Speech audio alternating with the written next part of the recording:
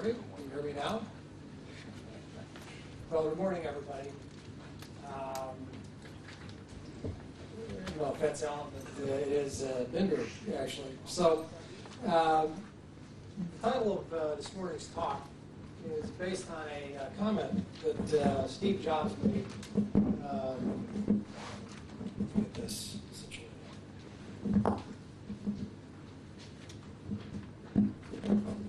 Steve Jobs made a number of years ago when he was first introducing Next. Good? The Next Step operating system in this sort of canonical demo. I did a lot of work with the Next community, and one of the taglines of this demo was, well, they're objects, it just works. And this actually got to be kind of a sort of an in-joke in the Next programming community, because it was, with a lot of work, objects did work. But it wasn't quite as easy as Steve made things out to be. But what I want to talk to you about is kind of a strategy that I've been working on for about the last 4 or 5 years for testing mobile applications. And so that's really what this talk is about. And I do want to thank, by the way, Alan and Harry Robinson for the invitation to come here to do this. I kind of put this together just sort of at the last minute, so I hope this talk works.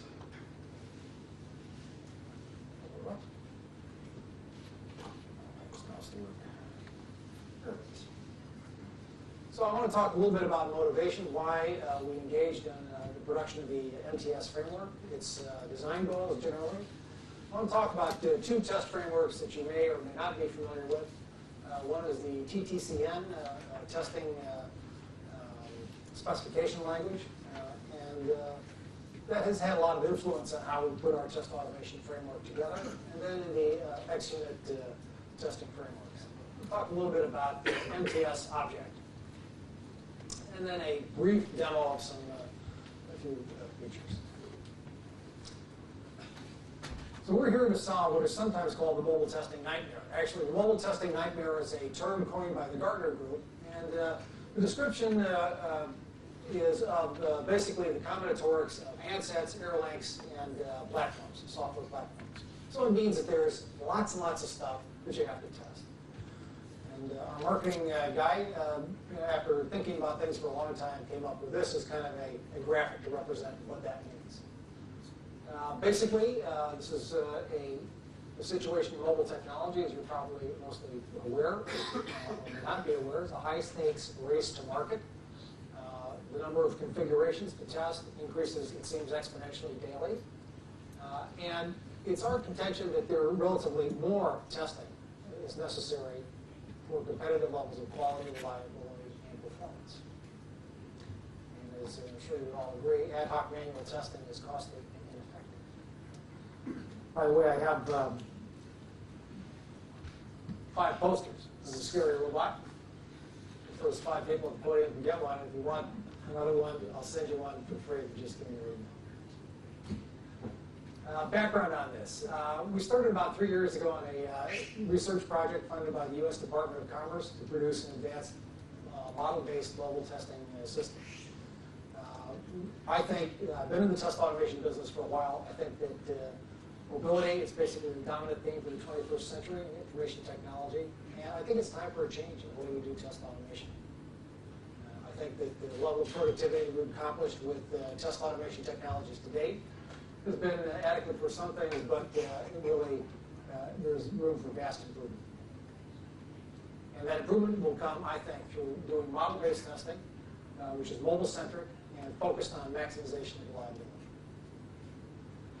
One thing we found out during this project, where we focused on kind of these issues of mobility and how do we address the particular issues of mobile applications, was that the advanced strategies were really not very useful unless we had a platform to support them. So we need something which achieves end-to-end observation and control as well as embedded control. So it's not just the endpoints we're interested in. There are lots of things that happen in between as, let's call it a transaction, propagates through a network and back to an end user. It needs to be scalable and robust, distributed, and broadly usable. These frameworks that are not usable and not sort of immediately accessible to their users are not going to get used. This is the architecture that we eventually evolved. This is a work product of quite a bit of thought and consideration. I want to just put this up here to kind of show you the sort of evolution of how we went through this. So the idea is that you have a single point of control for many different test agents, and the test agents in turn can control many points of observation throughout a network. The cloud and lightning bolt, of course, is not this weekend's weather forecast. It's to indicate that we're interested in testing both wired and wireless communication channels. The orange boxes are basically the interfaces on your test. The blue boxes are part of the system. And note that the idea here is each one of these platforms is an independent, basically IP addressable platform. The things under test in a mobile application system, the kind of broadly scoped kind of system that we're interested in testing, can be anything including cell phones, PDAs, desktops, servers, embedded processors, base stations, network equipment, access points, you know. So there's quite a wide range of things that you would like to basically interact with to do end-to-end testing of mobile systems.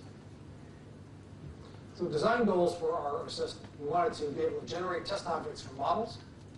We wanted to generate the models from the implementation under test, as well as behavioral descriptions of the usage of the system. That's a longer story in and of itself. I'd be happy to explain to you why we want to do things that way. It's a somewhat different perspective on how to do testing. There's a necessity for separation of logical and physical concerns to achieve this broad repeatable kind of object strategy. Interestingly enough, not only do things have to be separated kind of from these logical and physical concerns, but we have to be platform agnostic, at the same time platform robust. What that means is that we need to separate the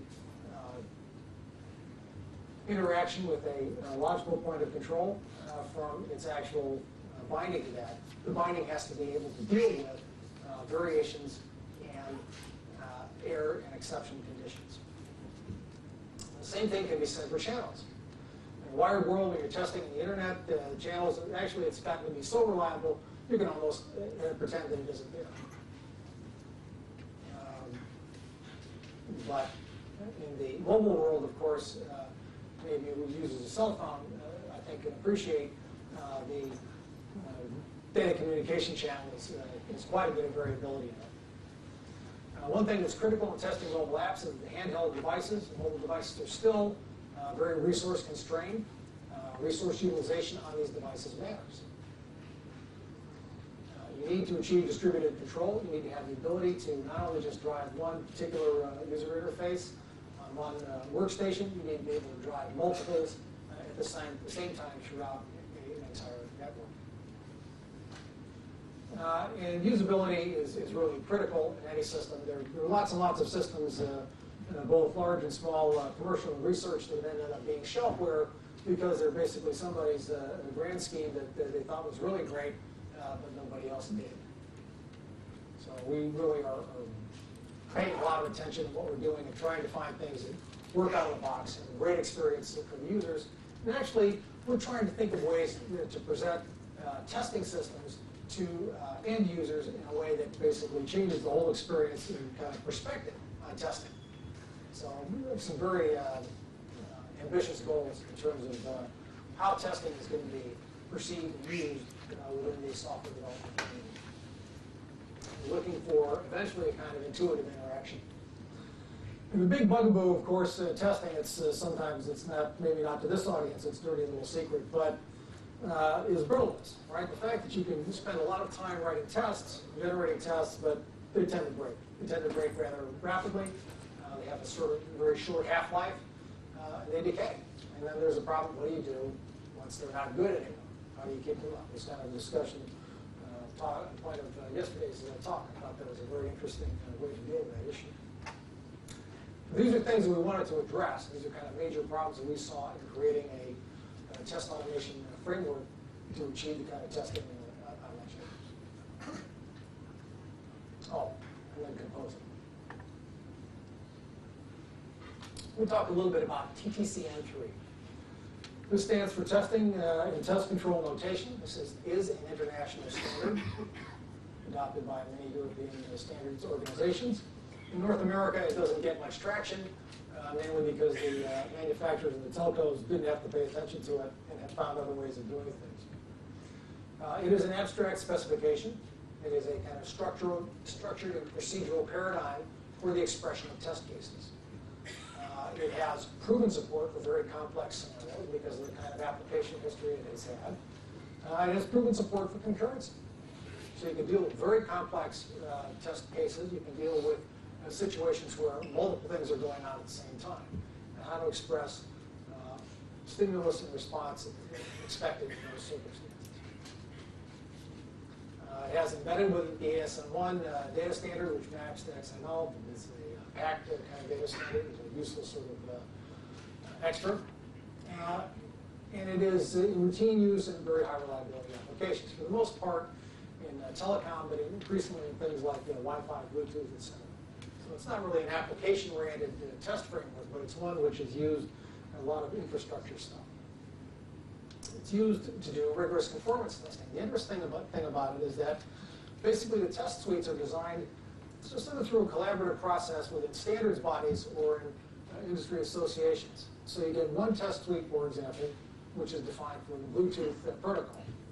And then this same test suite is then parceled out to the participants, and they all generate their own implementation of it. So you have one common test suite, which is for the protocol, which has many bindings to lots of different things. I thought that was a very interesting property of this. It was basically achieved through a separation of concerns.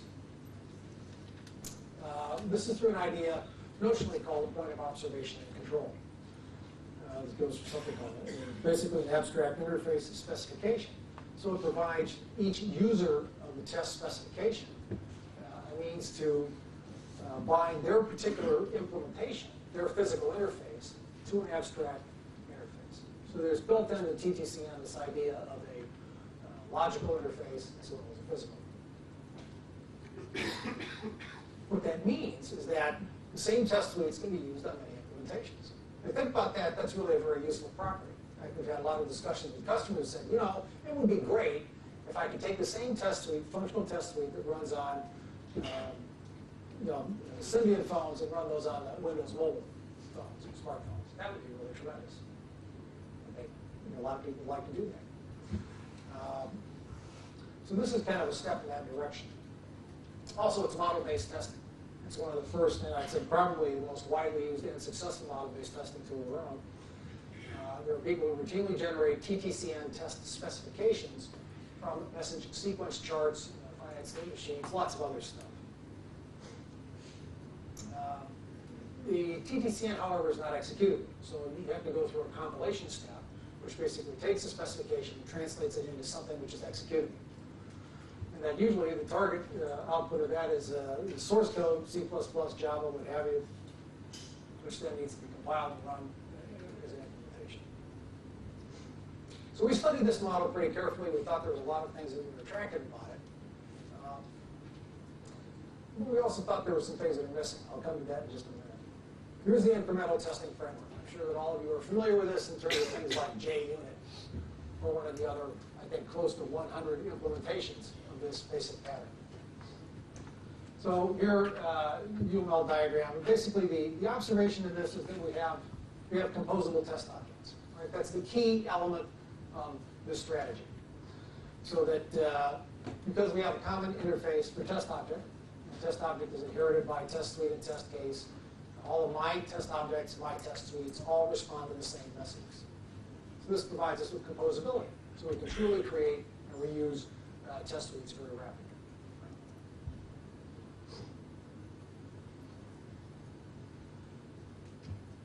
If you kind of compare these things side by side, the two things are really, we see, complementary. So in terms of our design goals, the things that we wanted to do, automate test object generation, achieve logical physical separation, have something which is platform and channel robust and agnostic, as well as achieving distributed control. The TTCN model is actually quite good for that. The incremental testing framework, basically those are things either it didn't do or was really not part of a problem, part of their mission statement, not something they really addressed. Neither of them are really particularly concerned about minimization of the footprint on the interface under test. If you look at the incremental testing framework, generically speaking, works out of the box and is agile, yes. TTCN, no. Intuitive interaction, I would say yes. Composable, yes. Neither of them actually do much, I would say, in sort of dealing with the problem of brittleness or test breakage. TTCN would, I would say, generically speaking, more because of the fact that it can be regenerated. The regeneration process usually is, it's not sort of seamless. You kind of generate a first pass, and you have to massage it and then do other things. So we saw in terms of our design goals, there was a lot of complementary kind of stuff here. And so we thought, well, basically the idea is obvious then. Well, then let's kind of borrow from these two notional strategies, put them together into a single one. There are also some limitations. TTCN is not executable. It must be compiled. So this introduces yet another language and yet another step. Logical to physical implementations are out of the scope of this framework. So in other words, if you as a user have a particular binding to, say, some oddball register that turns out to be a bit shifting serial interface that provides the message stream, you have to provide that. And that has to be a library that gets built into your implementation. It is modular, but it's not composable. And this is basically because TTCN is kind of a structured procedural paradigm. So it's not composable in the sense that objects are composable. The incremental testing framework is interesting. Test suite, after I started working with this for a while, thought, gee, the test suites are great. I'd like to do some more exotic things with them. I'd like to sometimes run test suites or not run them. And it turns out that most implementations, I'm sure there may be exceptions to this, but most implementations of the incremental testing framework, the test suite is basically a static list of other test objects. You cannot easily, within the structure of most incremental testing frameworks, say, I want to run this one this time, but not always. I want to do this one X number of times. And by the way, I want to determine which member of the test suite at runtime. Dynamically bind that and figure out which test object I'm going to run. So the execution strategy of most incremental testing framework implementations that I've seen is not control composable. So we have objects, and that's great, they're composable, but we sort of ignored all the stuff that we learned a long time ago about the iteration, sequence, and selection. Sort of the fundamental principles of programming are left out of the picture. There's very tight coupling with the interface under the test, of necessity, right? Because these frameworks are designed for for basically the developer unit testing, where there's an assumption that you know what the interface is, and that's it. That's what you care about. You write the classes, and you're going to interact with them. So necessarily, the coupling is very tight. The class interface changes, your test have to change. It's greedy in terms of resources.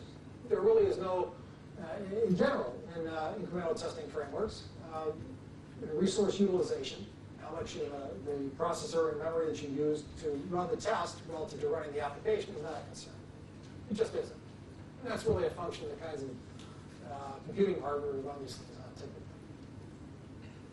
They're language-centric and developer-centric. So every one of these incremental testing frameworks is very much a tool which is a creature of the language which it supports, and the developers who are thinking in terms of that kind of implementation strategy. Well, these things don't really fit our particular paradigm, so some of these issues are things that we had to deal with. So here is a UML diagram that kind of suggests, broad brush, the strategy that we evolved to deal with these issues.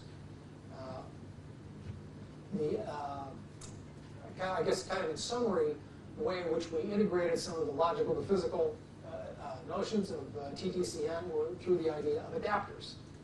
And so that for every interface under test, we have an adapter, which provides a generic set of interfaces for particular kinds of systems. Here are two, just to indicate the basically the Microsoft Windows mobile platforms and web services. On the other side, we have test object. There is, in our strategy, no test suite. Why? Does it mean I can't run multiples? No, au contraire. We only have one kind of test object. And I won't go through basically a detailed discussion of all these methods, but the idea here is that we have really a fairly simple test automation strategy. Behind the scenes, however, there's a lot going on. Try to suggest to you what some of those things are. The adapter is basically provides the ability for built-in remote host proxy, connection management, logging, exception handling. So this is where we achieve robustness. We don't want our test. If we're running a test that touches 1,000 different points of observation and control, and one of them goes dead on us, gets flaky, we don't want the entire test run to die. Test objects are control composable. So instead of running we're having this differentiation of test objects, or test cases and test suites, we have one idea called test object, and they're composable. The test objects can run themselves. The test object specification can be bounded runtime, it can be a data structure, or it can be produced by a function. We've added into the sort of standard 3 methods for setup, test, and cleanup. We've added in 2 additional for pre and post conditions. So precondition test object required, post condition test object ensure. And what these achieve for us is the ability to, for example, check to see if some necessary condition has occurred before we run a test object. If it has not occurred, then we can either skip the execution of that test object or do other things. So this means that we can, again, for the sake of robustness, avoid attempting to run a test when it would otherwise cause an error or failure. Same thing with ensure. That's a post condition. So, for example, if the result of a particular test is we expect to have achieved a certain result that says something is, a connection is established, the database is online, something has been computed, and if that hasn't occurred due to either a failure in the system under test or a test error, then we can either skip or complete the test run without logging a failure. So it's useful to know. Right? There are oftentimes distinctions between conditions not being obtained in the system under test, especially, which is good when it's more than just a couple of classes on your desktop, and it's lots and lots of other things out in the mobile space. We would like to be able to have a higher degree of control over how that executes. We put into this also a so-called data-driven testing. And the idea here is we have so-called data providers, and the data provider argument can be overloaded to be a literal, a variable, or a function. So we can basically then stream down to any of the interfaces under test in a logical manner without having to worry about the actual interface binding a particular string. Our framework uses TCL, also known as Tool Control Language, or TCL, in the object-oriented form of that called InkerTCL for test object. And so this means that we can take any TCL expression from any TCL package, any TCL interface, and integrate it into a test object.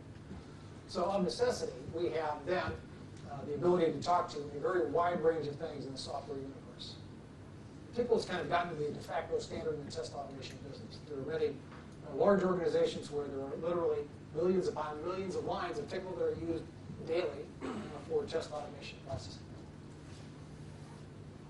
We outputted XML test run log instead of logging or generating a test log object. The log is parsable, usable after the fact. And this framework, of course, can support lots of different kinds of conceptualization. So it can be used for class development testing, works just fine for that. And we can wrap classes of any kind. Or we can do, as was suggested yesterday, we can kind of talk about stories. The test objects are basically one size fits all. We will eventually be putting a wrapper around this to kind of help people construct basically tell stories and then generate test objects to go along with. I'm going to do a short demo now.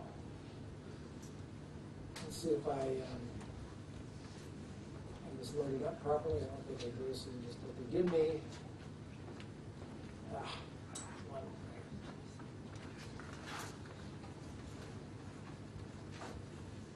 So what I'm going to do is to start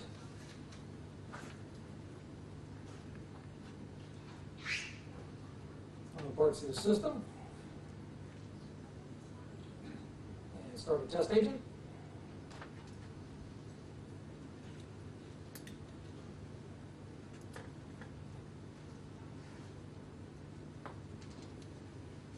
By the way, it's not the way things work in the real world.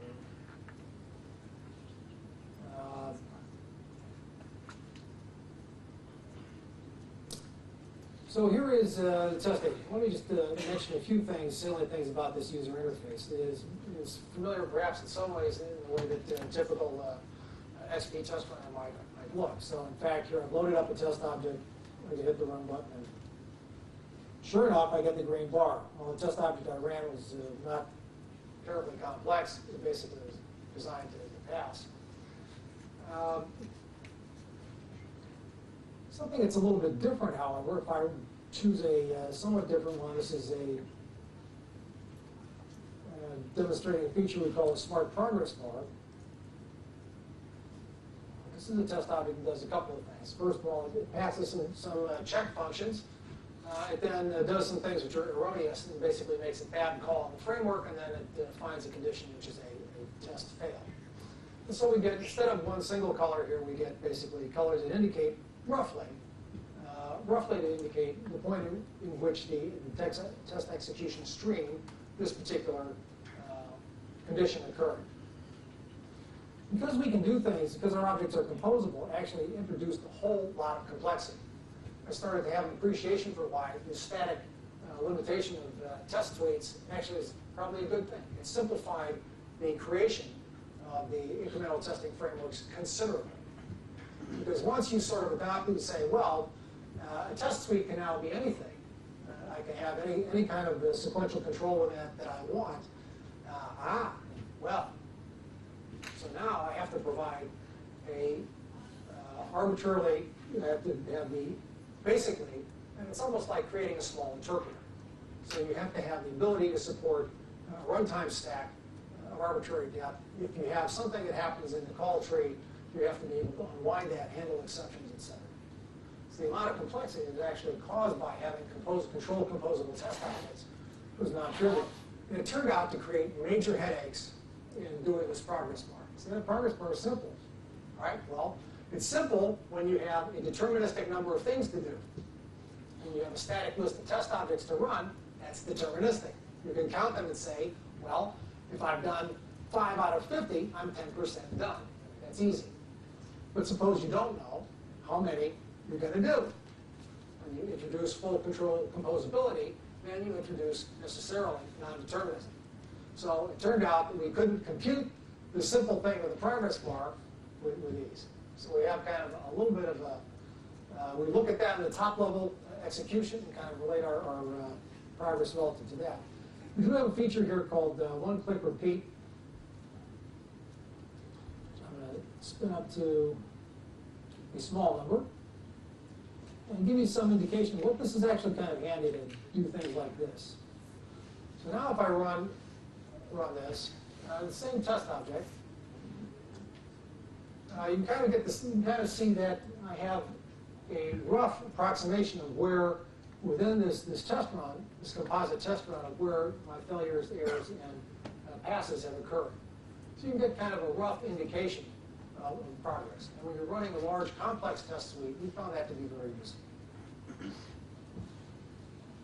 The other thing that's worth pointing out is that the remote host, basically this is an interface to the adapters. The adapters, I won't go into a full discussion of this, but basically we can select a particular remote host, and then the adapter for it is automatically bound to that test object. Any test object can be bound to any adapter. Of course, there are limitations on that, but that gives us the flexibility of being able to apply test objects to different interfaces. Okay, so that's about the extent of this particular demo.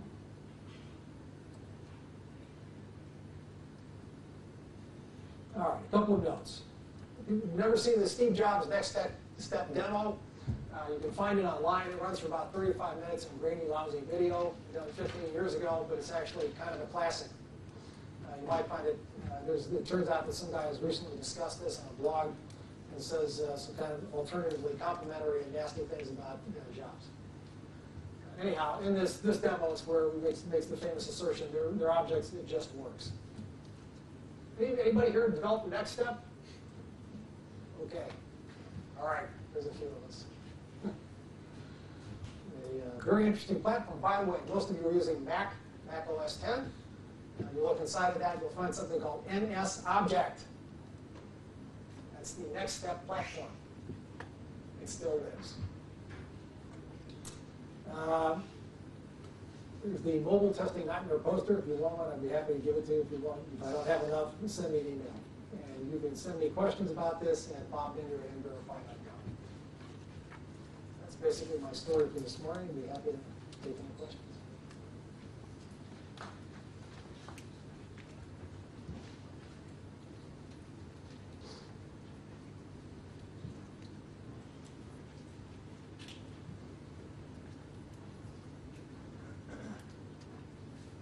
So I have a question. Over here, Bob. So, so what platforms are you currently supporting right now? Windows Mobile, web services, in terms of handsets. And we've also just recently started doing barcode readers and lab instruments. So we've had some specialized requests for those particular interfaces. The thing that's interesting about this particular system is now that we have the platform, and we say they're objects and they just work. For us, the adapters are basically instantiating a new derived object of the adapter class. The work in that is not trivial. It's a fair amount of work to get that binding right. It's very platform specific, but once we have those banged out, then they plug in the rest of the framework and we hope they just work. Uffe from Motorola. What kind of test interface do you use into the mobile platform, mobile Windows platform? What kind of? Test interface. What kind of interface do you use into the system for testing? Well, it depends on the particular system. The handhelds we're testing now, we send in, we basically replicate all the key input events. In our prototype system, we also basically control the entire RF stack. We don't do that in our production system. We also basically provide a frame grabber video interface. And you then mentioned that you would think you could reuse the test cases on across from Windows Mobile to, for example, Symbian platform. Wouldn't those have to be rewritten? Obviously, you can implement an interface that grabs the screen on both, but we think that it's possible to do with limits. With our current implementation, we have some plans to further push the boundaries of the logical physical abstraction layer to achieve that goal in a larger sense. But in particular with graphic user interfaces, as you probably know, this is a big challenge. We've taken a first good step in solving that in a general way.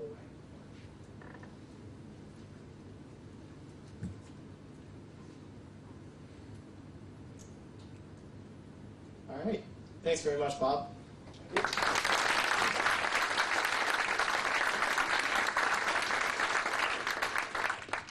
We have a break now.